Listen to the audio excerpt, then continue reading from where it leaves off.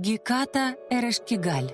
Среди забытых богов древнего мира есть одна молчаливая и очень мрачная богиня, которую в Месопотамии и Египте отождествляли именно с Гекатой. Хотя Геката, какой мы ее сейчас знаем, более многозначная. Геката и про колдовство, и про защиту, и про исцеление, и про некромантию. А ее вавилонская сестра только про смерть. Смерть и ничего лишнего. Речь идет о шумеро-аккадской богине Эрешкигаль, которую в древних документах часто путали с Гекатой.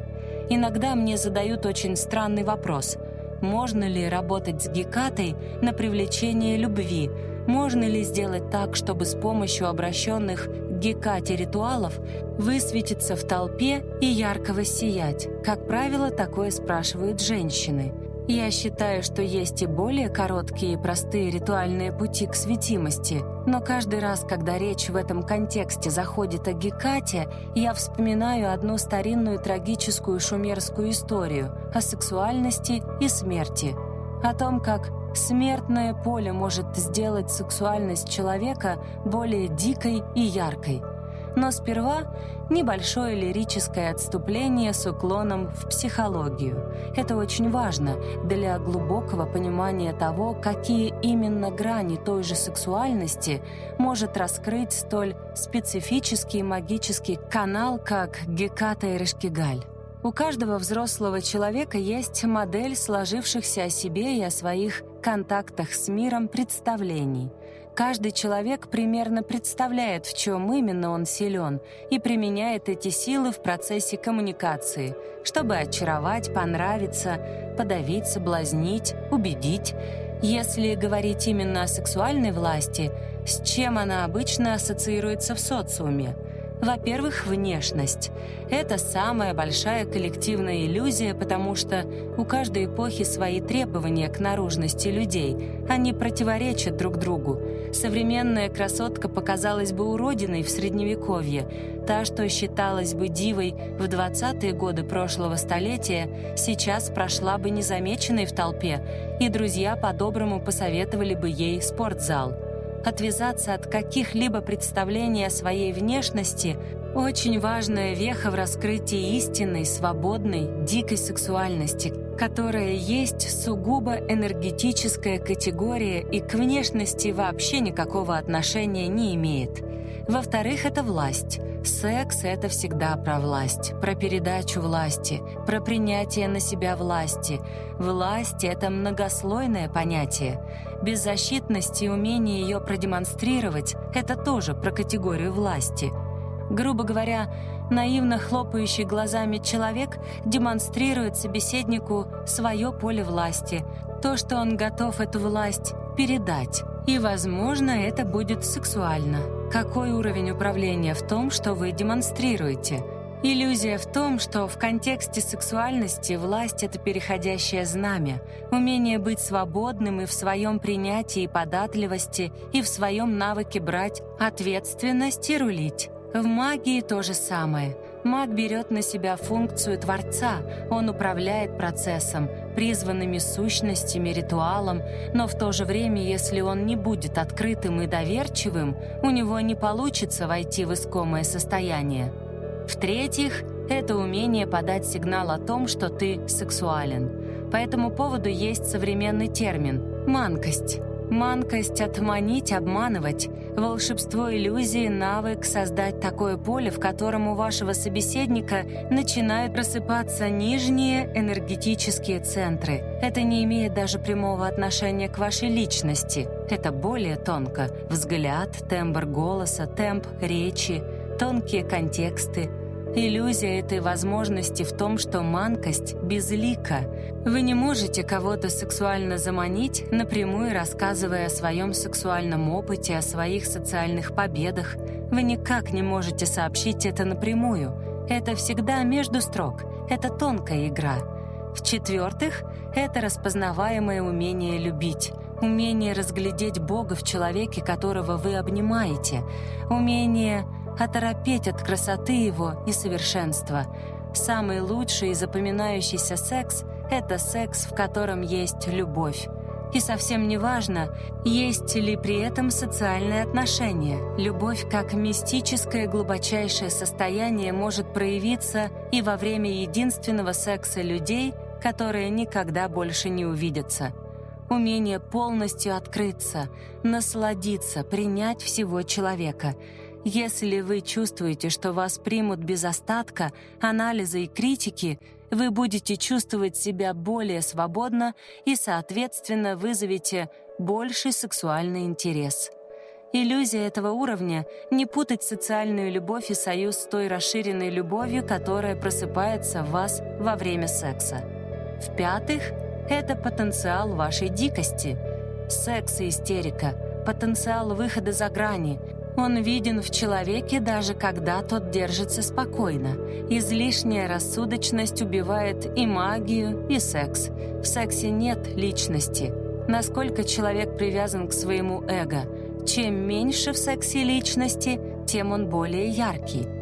В-шестых, это потенциал вашей критики. Насколько сильно выражен внутренний голос, судья, насколько вы судите себя и других, насколько вы сравниваете себя с другими.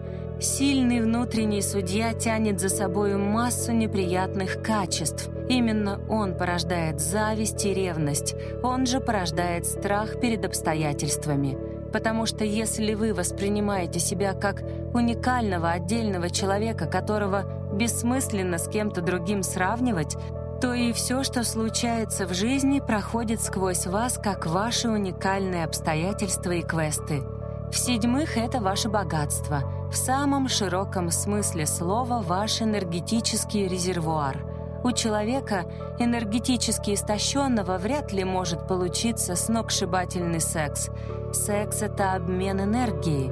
Естественно, с хорошим, щедрым донором меняться приятнее, чем с тем, кто вас только обожрет. Энергетически наполненные люди кажутся сексуальными. С ними хочется войти в наиболее плотный взаимообмен.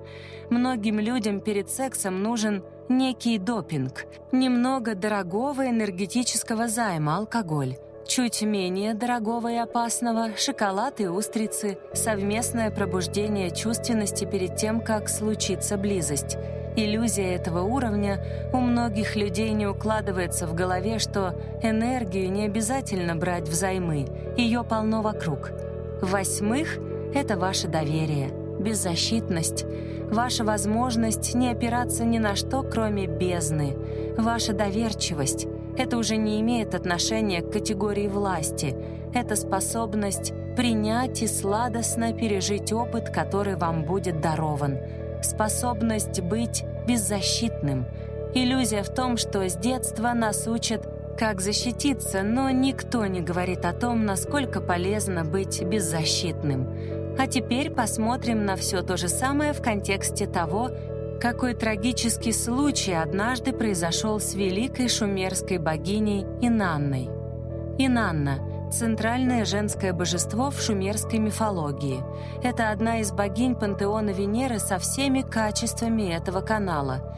В ранних текстах Инанна упоминается исключительно как богиня плодородия, воплощение земной красоты и женственности, но затем в ней появляются оттенки Иегова Цебаот, венерианская воинственность, покровительство правителям и победителям, триумфаторские нотки, покровительство системе правосудия.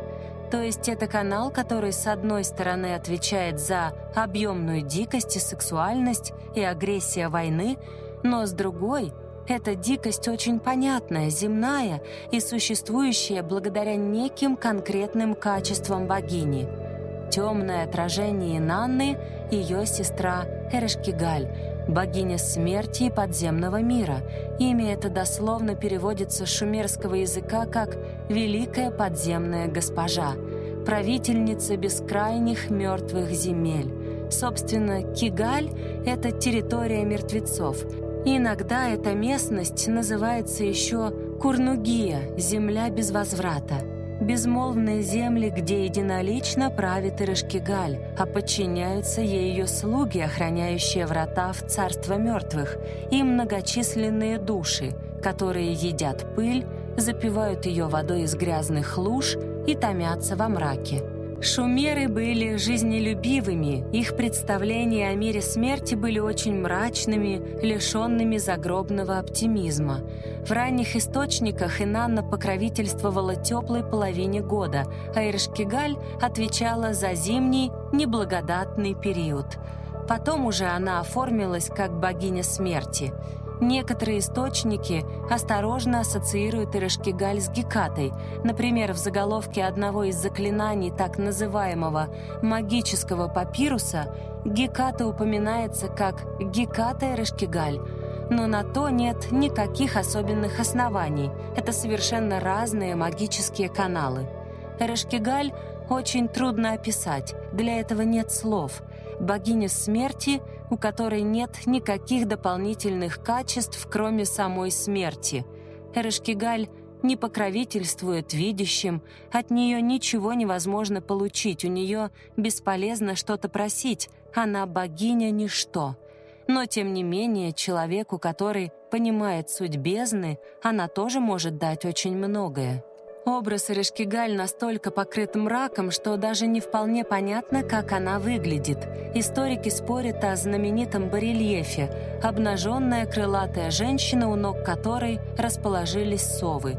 Этот барельеф в современном мире известен как «Королева ночи», но многие интерпретируют его как изображение Инанны. Некоторые исследователи считают, что это как раз Эрeshkigal. Также этот образ иногда связывают с Лилит. 7 врат царства Эрeshkigal предназначены скорее для того, чтобы удерживать мир мертвых вдали от мира живых. Основная задача богини — не пропускать души обратно к живым.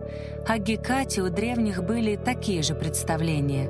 В Эрeshkigal 0 плодородия, ей нечего предложить мертвецам, и поэтому шумерский культ почитания мертвых предполагал кормление мертвецов. На могилы клали съестное и поливали их свежей водой. Считалось, что таким образом она стекает прямо в рот умершего, а в противном случае достанется ему только пыль.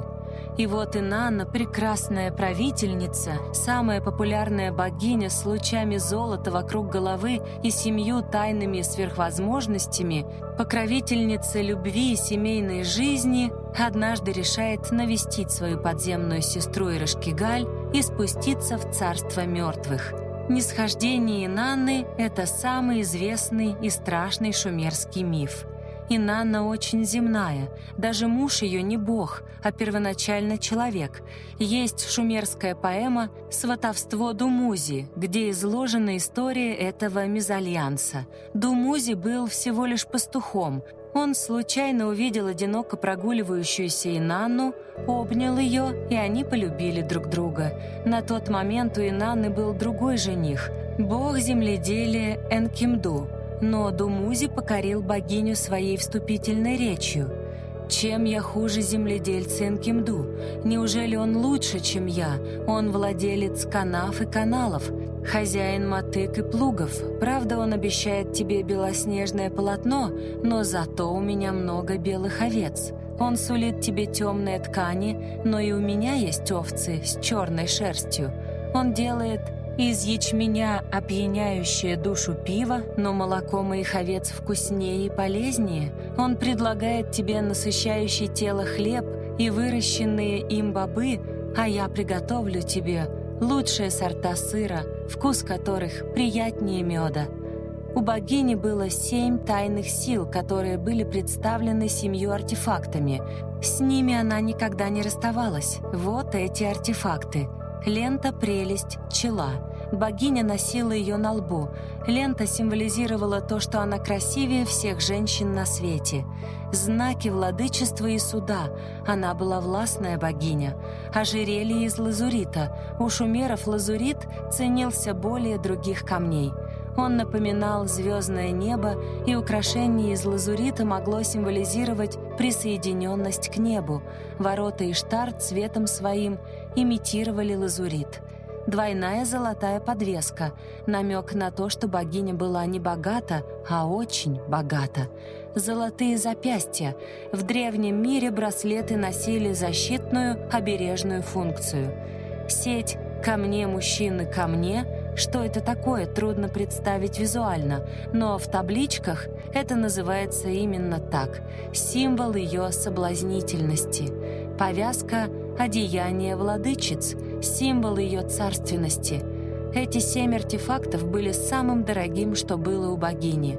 То, с чем она себя отождествляла, и то, что она потеряла, спустившись в безвозвратные земли Эрешкигаль. Чтобы попасть в подземный мир, нужно было пройти 7 врат. Это обычная система загробного мироустройства. Вспомните тибетскую книгу мертвых, прохождение души умершего через разные слои Бордо. И вот возле каждых врат вдруг выяснялось, что дальше пойти нельзя, если не оставить у ворот что-нибудь из своих драгоценных артефактов.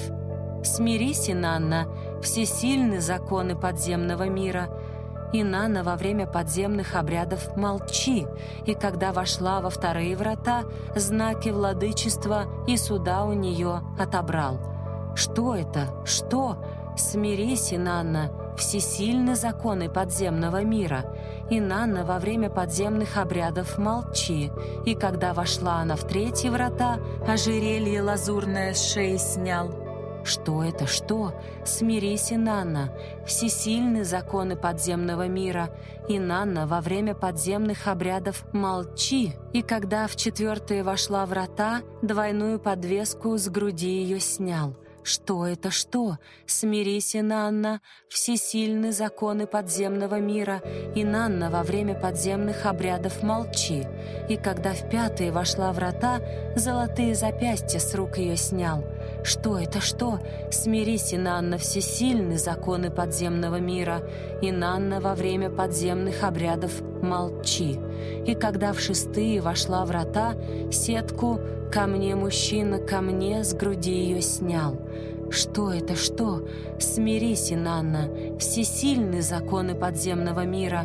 Инанна во время подземных обрядов молчи, и когда в 7 вошла врата, повязку одеяния владычиц с бедер снял». Что это? Что? «Смирись, Инанна, всесильны законы подземного мира. Инанна во время подземных обрядов молчи». И это так похоже на правду. Если практик хочет настолько плотно присоединиться к потоку Гекаты, чтобы ему были подвластны все ее земли, чтобы работать с архетипом Гекаты-старухи, он не может быть просто человеком. В мир высокой магии не может войти человек. Это возможно лишь из надчеловеческого состояния. И для попадания в него надо постепенно отказаться от всего того, что вы ассоциируете с собой, со своим социальным и сексуальным успехом. Кто может войти в чертоги Бабалон? Никто. Вот и из Инанны сделали священного никто. Но в силу своей земной плодородной природы она была не очень к этому готова. Вишенкой на торте гостеприимства Эрешкигаль стало то, что когда обнаженная и напуганная Инанна предстала перед ней, Эрешкигаль направила на сестру свой фирменный взгляд смерти. Инанна умерла, и тело ее было подвешено на крюк. Звучит это очень неприятно, но если посмотреть на этот сюжет с точки зрения символизма, то здесь есть отсылка к энергиям аркана повешенной. Вереница арканов повешенных предваряет смерть и намекает на пассивную часть посвятительного процесса. Богиня проходит жесткую инициацию, и каждый, кто хочет получить магическую и сексуальную власть, тоже должен пройти через такую инициацию. Отказа от всего ради обретения того же, но в новом, усиленном качестве. Что такое повешенный? Это крещение, тождественное смерти. Это водный аркан, а вода — это иллюзии. Инициация освобождения от иллюзий. Сегодня мы работаем с сексуальностью, так что и рассматриваем иллюзии, которые касаются этого поля. С Инанной в итоге все закончилось хорошо. На ее защиту встал бог Энки, который создал 2 демонов в поддержку мертвой богини. В качестве созидательного материала он, кстати, использовал грязь из-под ногтей. Эрешкигаль согласилась оживить сестру, если ей пришлют замену. В итоге в подземное царство были посланы супруг богини, Думузи и разделившая его участь его родная сестра Гештинанна. Итак, если вы собираетесь обратиться к Гекате с такой амбициозной просьбой высветить вас из толпы, да так, чтобы другим вы казались краше всех, и чтобы пробуждали в людях опасные сладкие инстинкты, то учтите, Геката может помочь обрести эту дикую сексуальность взамен на проживание опыта отказа от своих привычных паттернов по этому вопросу. Тех представлений о своей красоте и сексуальности, которые вы лелеяли всю жизнь. И да, этот опыт может многое вам дать, даровать истинную силу, которая поможет подчинять умы и сердца людей. Только вот приготовьтесь к тому, что опыт обретения такой силы очень травматичный.